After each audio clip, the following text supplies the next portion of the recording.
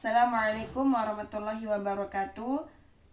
Di sini saya Salsabila Fitri akan mempresentasikan review 10 jurnal yang relevan dengan judul buku Etika Islam Kajian Filsafat Akhlak. Di sini saya akan memaparkan bagaimana hasil temuan saya terkait dengan 10 jurnal yang relevan dengan judul buku Etika Islam Kajian Filsafat Akhlak. Baik, untuk latar belakang dari review ini adalah tasawuf dan etika Islam merupakan dimensi spiritual yang dimana fokus pada penyucian jiwa, pengembangan karakter, dan pembentukan akhlak mulia. Review ini mengkaji 10 jurnal ilmiah terkait etika dan filsafat akhlak dalam Islam dari sudut pandang pemikiran tokoh klasik, pendekatan rasional modern, serta penerapannya dalam pendidikan dan masyarakat. Di mana tujuan dari review ini adalah untuk memahami posisi etika Islam dalam menghadapi tantangan masa kini atau masa modern. Untuk tujuan dari review ini yang pertama adalah mengkaji, di mana pengkajian berupa konsep etika dan akhlak dalam Islam menurut berbagai peneliti dan hasil dari penelitian dari 10 jurnal tadi.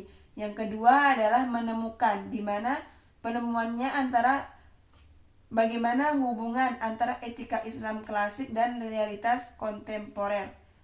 Yang ketiga adalah identifikasi, di mana identifikasi dari nilai moral dan spiritual yang ditawarkan setiap dari penelitian dari hasil jurnal tadi. Untuk keempat adalah membandingkan, di mana pembandingan antara pendekatan dari para peneliti dalam memahami tasawuf dan etika Islam.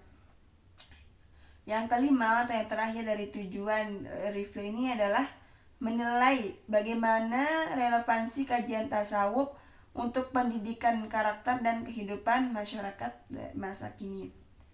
Selanjutnya, saya akan memaparkan ringkasan review dari semua materi yang berasal dari 10 jurnal yang telah saya review. Yang pertama, yakni jurnal yang ke-21, yakni yang berjudul Konsep Etika Islam, yang ditulis oleh penulis Sri Wahyuningsih yang telah diterbitkan pada tahun 2022.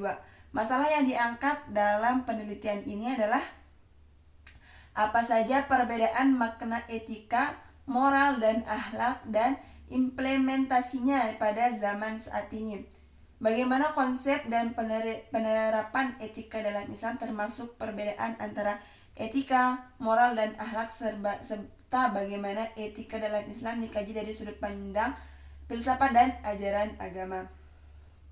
Selanjutnya, tujuan dilakukannya penelitian ini adalah untuk membahas etika dalam Islam, menjelaskan dasar konsep dari etika Islam secara bahasa adalah dan juga etika yang bermakna nilai dan mengenai benar dan salah dianut oleh seseorang. Yang ketiga, hasil dari penelitian ini adalah etika dalam Islam dipandang sebagai kajian kritis rasional tentang yang baik dan buruk yang didasarkan pada penafsiran Al-Quran dan As-Sunnah, serta dipengaruhi oleh paham rasionalisme dan tradisionalisme. Seperti kita tahu, hasilnya adalah etika yang berhubungan dengan rasional atau moral dari seseorang. Yang kedua, moral, yang dimana ini sesuai dengan budaya dari setempat, dari lingkungan. Yang ketiga adalah akhlak, di mana akhlak ini bersumber dari wahyu Allah Subhanahu wa Ta'ala. Kelebihan dari jurnal ini adalah penjelasan jelas dan sangat filosofis, di mana menjelaskan perbedaan mendasar antara etika rasional dan etika berbasis ajaran agama, sehingga dapat memperjelas pemahaman kedua konsep tersebut. Selanjutnya adalah kekurangannya minimnya data empiris yang digunakan, sehingga potensi bias dari literatur yang dianalisis tidak dapat diidentifikasi secara luas. Selanjutnya, untuk Jurnal ke-22 yang ditulis oleh Faiz Mustafa Abbas yang berjudul Etika Islam, telaah buku antara Al-Ghazali dan Kant, yakni yang berjudul Filsafat Etika Islam. Kant di sini yang dimaksudkanlah Immanuel Kant, yang ditulis pada tahun 2024. Masalah yang diambil atau diangkat dalam penelitian ini adalah perbandingan filsafat etika Islam dan Barat. Seperti yang kita tahu, filsafat etika Islam dipelopori oleh Al-Ghazali dan Barat yakni Immanuel Kant. Karena tidak adanya ketidakjelasan dan kurangnya kajian mendalam terkait dasar-dasar dan konsep pemikiran etika dari Al-Ghazali dan Kant, serta di mana perbandingan dan hubungan antara kedua tokoh tersebut dalam filsafat etika Islam dan Barat.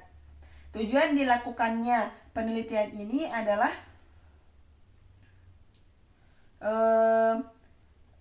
untuk menganalisis dan mengevaluasi filsafat etika Islam yang diajukan oleh Al-Ghazali dan Immanuel Kant, serta untuk memahami persepsi keduanya terhadap etika, yang dimana analisis pemikiran dan etika dari Al-Ghazali dan Immanuel Kant. Hasil dari penelitian ini adalah Ghazali berbasis dengan wahyu atau berbasis dengan dalil dari Al-Quran dan hadis, sedangkan Kant berbasis dengan rasionalitas, menunjukkan bahwa dasar-dasar sistem pemikiran dari Al-Ghazali dan Immanuel Kant tentang etika memiliki beberapa persamaan dan perbedaan yang mendasar. Kedua tokoh menolak metafisika spekulatif dogmatik. Etika seperti yang saya sebutkan tadi, etika Ghazali bersifat wahyu yang didasarkan pada Al-Quran dan Sunnah, sedangkan etika dari menurut Immanuel Kant bersifat rasional dan didasarkan pada kehendak manusia atau rasionalitas. Kelebihan dari penelitian ini adalah perbandingan yang komprehensif atau perbandingan yang sangat luas, sangat mendalam, yang dimana pemanfaatan studi komparatif memungkinkan analisis mendalam mengenai persamaan dan perbedaan sistem pemikiran keduanya, yakni memperkaya kajian filsafat etika secara lintas budaya dan zaman. Kekurangannya adalah kurangnya studi aplikasi praktis, yang dimana hasil penelitian ini lebih bersifat teoritis dan konseptual, sehingga belum secara konkret menjelaskan aplikasi praktis dari konsep etika Ghazali dan Immanuel Kant dalam kehidupan modern. Selanjutnya, review jurnal yang ke-23 yang ditulis oleh Najla Akifah dan Febri Fauzia Adami, yang dengan judul Akhlak, Moral, dan Etika dalam Perspektif Islam. Masalah penelitian yang diambil dalam penelitian ini adalah mengenai akhlak dan moral serta etika dalam perspektif Islam, serta bagaimana ketiga konsep tersebut saling melengkapi dan membentuk kepribadian dari seorang muslim.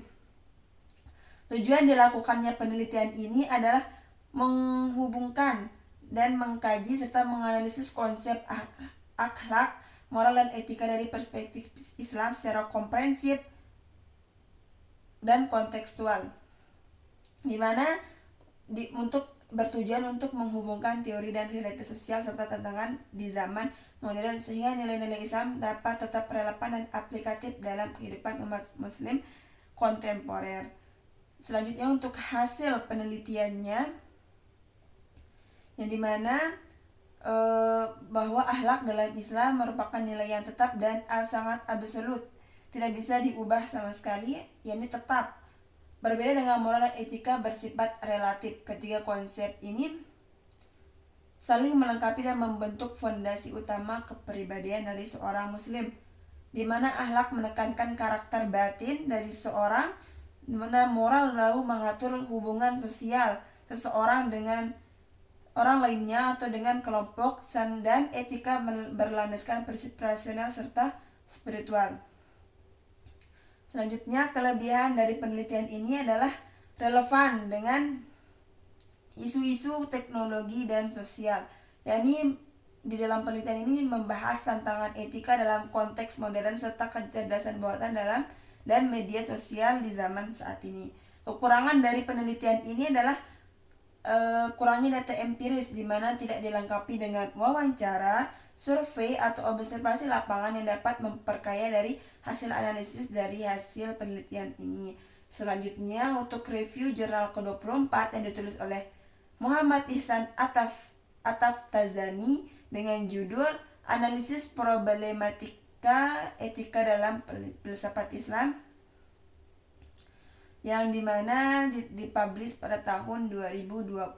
Masalah penelitian yang diambil dalam penelitian ini adalah minimnya pembahasan etika dalam filsafat Islam, sehingga permasalahan etika dalam filsafat Islam yang dianggap gagal dalam membangun konsep-konsepnya. Tujuan dilakukan penelitian ini adalah untuk menjawab problematik atau segala bentuk masalah dalam filsafat Islam terkait pembahasan etika dalam Islam. Tujuan hasil penelitiannya bahwa etika diperlukan untuk membimbing individu agar tidak kehilangan orientasi dalam kehidupan. Selain itu, penelitian ini menekankan pentingnya etika dalam transformasi sosial, budaya, dan ekonomi, serta dalam pengambilan keputusan yang sangat hati-hati. Kelebihan dari penelitian ini adalah analisis yang sangat mendalam, di mana menyediakan analisis yang mendalam mengenai etika dalam filsafat Islam dan perbedaannya dengan moral. Kekurangan dari penelitian ini adalah literasi teoritis saja, di mana keterbatasan data dan subjektivitas dan kurangnya data empiris yang mendukung temuan, sehingga hasilnya mungkin kurang kuat untuk hasil penelitian tersebut. Selanjutnya, jurnal ke-25 yang berjudul Filsafat Akhlak dalam Pemikiran Etika Kontemporer yang ditulis oleh Munawir Haris yang dipublish pada tahun 2019, di mana mengangkat tema atau isu krisis moral modern. Selanjutnya, tujuan dilakukannya penelitian ini adalah untuk memadukan akhlak Islam dan etika modern di zaman kontemporer. Hasil dari penelitian ini adalah terdapat hubungan yang erat sekaligus perbedaan mendasar antara filsafat etika barat dan falsafah akhlak Islam. Etika modern berlandaskan pada rasionalitas manusia yang bersifat relatif, sementara akhlak Islam bersumber pada wahyu ilahi, yakni Al-Quran dan sunnah Nabi Muhammad SAW yang bersifat absolut, tidak bisa diganggu-gugat atau bersifat tetap dan transendental. Selanjutnya, untuk kelebihan dan kekurangan dari penelitian ini adalah kelebihannya menawarkan solusi moral yang relevan dengan zaman saat ini, di mana solusinya sangat praktis dan filosofis melalui konsep akhlak Islam yang berorientasi pada keadilan dan tanggung jawab sosial. Dan untuk kekurangannya kurang spesifik dalam implementasi, karena minimnya konteks penerapan nyata dalam dunia pendidikan atau masyarakat modern. Selanjutnya, untuk jurnal selanjutnya, yakni jurnal ke-26 dengan judul Etika Islam dalam Membina Peradaban Manusia yang Cemerlang, yang ditulis oleh Zuraini Ali, Azhar Abdurrahman, Nuraini Ismail, dan Nadia Hashim dipublish pada tahun 2022. Masalah yang diambil dalam penelitian ini adalah peran etika umat Islam pada pembinaan peradaban manusia, di mana etika Islam menurut Al-Quran dan Sunnah serta kepentingannya dalam pembinaan peradaban manusia. Penelitian ini juga membahas impak etika Islam terhadap pemikiran positif, tingkah laku baik, kerohanian sempurna, dan identiti yang kukuh dalam masyarakat. Tujuan dilakukannya penelitian ini adalah untuk menunjukkan dampak etika Islam di mana membahas pengertian etika Islam menurut Al-Quran dan Sunnah, serta pentingnya etika tersebut dalam pembinaan peradaban manusia yang cemerlang. Untuk hasil penelitian ini, hasilnya adalah membentuk karakter kuat dan spiritualitas tinggi, di mana penelitian ini merumuskan 4 impak utama etika Islam dalam pembinaan peradaban manusia, yaitu pemikiran positif, tingkah laku baik, kerohanian yang sempurna, dan identiti yang kukuh. Untuk kelebihan dari penelitian ini adalah fokusnya kepada peradaban Islam, yang dimana relevansinya sangat mendalam tentang etika Islam yang peranannya dalam pembinaan peradaban manusia. Yang kedua adalah impak positif, di mana penyajikan 4 impak utama yang dapat meningkatkan kualitas pemikiran, tingkah laku, kerohanian, dan identiti dari individu.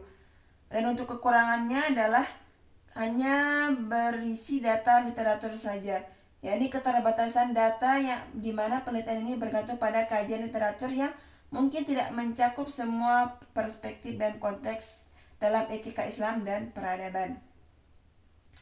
Selanjutnya untuk jurnal yang ke-27 yang berjudul Murtada Mutahari, Filsafat Etika Islam, yang ditulis oleh Naibin pada tahun 2020. Yang dimana permasalahan yang diangkat dalam penelitian ini adalah kritik terhadap moral barat, di mana kritik yang dilakukan oleh Murtada Mutahari terhadap konsep moralitas barat dan sistem filsafat etika yang ada. Tujuan dilakukannya penelitian ini adalah memahami filsafat menurut etika Mutahari, yang dimana terdapat teori-teori etika barat yang serta menggambarkan sistem filsafat etika yang dikembangkan olehnya, di mana Murtada dan Mutahari mengkritik bagaimana moralitas barat dan filsafat etika. Hasil dari penelitian ini adalah akhlak Islam tidak sama dengan moral barat dan yang bersifat bebas. Bahwa Murtada Mutahari mengkritik konsep moralitas barat yang cenderung utilitarian dan hedonistik, serta menekankan pentingnya etika dalam konteks nilai-nilai Islam. Untuk kelebihan dari penelitian ini adalah analisis tokoh yang sangat kuat, di mana penelitian ini memberikan analisis yang mendalam terhadap kritik Murtada Mutahari terhadap etika barat, memperkaya pemahaman tentang perbedaan antara etika Islam dan barat. Kekurangan dari penelitian ini adalah tanpa adanya studi kasus. Penelitian ini tidak menyertakan studi kasus konkret yang dapat menunjukkan penerapan teori etika Mutahari dalam praktik kehidupan nyata. Selanjutnya untuk jurnal ke-28 yang berjudul Peran Filsafat Terhadap Pembinaan Akhlak dalam Perspektif Islam, yang ditulis oleh Yeni Marlena, Muhammad Narwahidin, dan Sujarwo, yang ditulis oleh yang telah dipublish pada tahun 2020. Masalah yang diangkat dalam penelitian ini adalah minimnya pemahaman hubungan filsafat dan akhlak, dan kurangnya perhatian manusia modern terhadap hubungan antara filsafat akhlak dalam perspektif Islam. Tujuan dilakukannya penelitian ini adalah menjelaskan peran filsafat dalam pembinaan moral, di mana penulis bertujuan untuk menganalisis peran filsafat terhadap pembinaan akhlak dalam perspektif Islam, menunjukkan bahwa filsafat berfungsi sebagai dasar etika dan membentukkan karakter. Selanjutnya hasil dari penelitian ini adalah di mana filsafat memiliki peran yang sangat penting dalam membentuk akhlak dan moralitas manusia. Dalam perspektif Islam, filsafat berfungsi sebagai alat untuk mencari kebenaran, memperkuat nilai etika, dan membimbing manusia agar berperilaku sesuai ajaran Islam.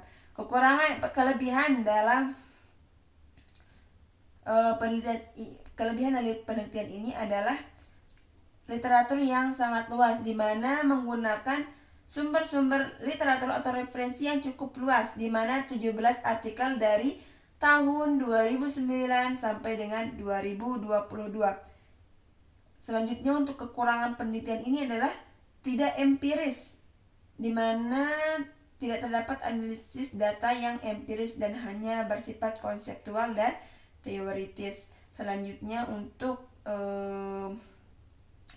jurnal ke-29 yang berjudul Etika, Moral, dan Akhlak yang ditulis oleh Ahmad Muhammad Alif Ar-Rafi dan kawan-kawan yang dipublish pada tahun 2023. Masalah penelitian yang diambil dalam penelitian ini adalah krisis moral masyarakat, di mana kemerosotan moral dan akhlak di masyarakat modern yang ditandai dengan meningkatnya kenakalan remaja, tawuran, dan perilaku koruptif di kalangan pejabat.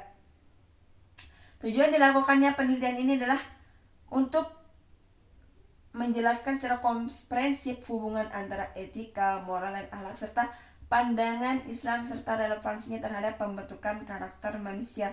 Tujuan lainnya adalah untuk penegasan peran wahyu dalam akhlak,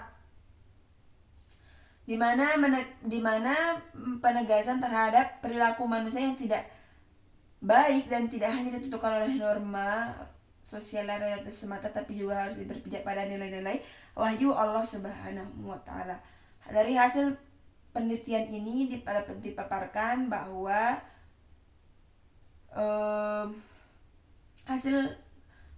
etika, moral, dan akhlak memiliki substansi yang sama, yakni mengajarkan tentang baik dan buruknya perilaku manusia, namun memiliki perbedaan dasar penilaian. Etika bersumber dari akhlak dan filsafat, moral bersumber dari norma sosial dan budaya, sedangkan akhlak bersumber dari wahyu Allah Subhanahu wa Ta'ala dan sunnah Nabi Muhammad SAW. Kelebihan dari penelitian ini adalah menyajikan contoh-contoh pada zaman Rasulullah SAW yang jelas, di mana relevan dengan kondisi sosial masyarakat yang sedang mengalami krisis moral, yang dimana untuk menangani hal tersebut di penelitian ini dengan menonjolkan nilai-nilai keteladanan Rasulullah SAW sebagai dasar dari pembinaan akhlak masyarakat modern. Untuk kekurangan penelitian ini adalah tidak aplikatif detail, di mana tidak dijelaskan secara rinci bagaimana penerapan konsep akhlak dalam dunia pendidikan atau masyarakat. Selanjutnya untuk jurnal terakhir yang ditulis oleh Ahmad Taufik dan kawan-kawan yang berjudul Peran Filsafat Pendidikan Al-Ghazali dalam Pembentukan Akhlak dan Etika Peserta Didik. Permasalahan yang diangkat dalam penelitian ini adalah dekadensi moral dalam generasi muda, di mana menurunnya moral, etika, dan akhlak generasi muda di era modern. Fenomena ini tampak dari berbagai perilaku menyimpang seperti kekerasan, pornografi, penyalahgunaan narkoba, hingga lemahnya rasa tanggung jawab sosial. Kondisi atau masalah ini mencerminkan adanya krisis kepribadian dan moral akibat sistem pendidikan yang lebih menekankan aspek intelektual daripada pembinaan spiritual, akhlak, dan etika. Tujuan dilakukannya penelitian ini adalah untuk menerapkan konsep akhlak menurut Al-Ghazali, yang dimana sangat relevan dengan pendidikan Al-Ghazali dalam pembentukan akhlak etika peserta didik di lembaga pendidikan modern. Selanjutnya untuk hasil penelitiannya dapat dipaparkan bahwa pendidikan harus gabung maksudnya pendidikan yang bersifat dunia harus sejajar atau harus balance dengan ilmu akhlak, etika, dan moral, yang menjadi pilar-pilar utama pembentukan akhlak untuk takwa, kejujuran dan kesabaran serta keikhlasan pada generasi muda. Selanjutnya, untuk kelebihan dari penelitian ini adalah adanya penelitian lapangan yang menggunakan pendekatan wawancara dan observasi sehingga hasil penelitian lebih konkret. Untuk kekurangannya, sampelnya masih terbatas, di mana belum mengkaji mendalam tentang penerapan nilai-nilai akhlak di era digital, dan jumlah informan yang terbatas membuat hasil penelitian kurang representatif secara umum. Dan itu saja hasil review dari 10 jurnal tadi. Selanjutnya hasil dari analisis umum. Yang pertama adalah metode. Metode penelitian yang digunakan, mayoritas dari penelitian ini menggunakan library research atau metode kepustakaan, yang dimana pengumpulan data, semuanya bersumber dari analisis data, bersumber dari analisis jurnal, buku, maupun artikel lainnya. Tema dari semua jurnal ini masih berbasis moral, spiritual, pendidikan, dan jiwa. Kekurangan dari mayoritas penelitian ini masih minim dari riset empiris yang mendukung penelitian. Selanjutnya adalah relevansi, di mana sangat relevan atau sangat mendukung tinggi dalam pendidikan dan peradaban modern.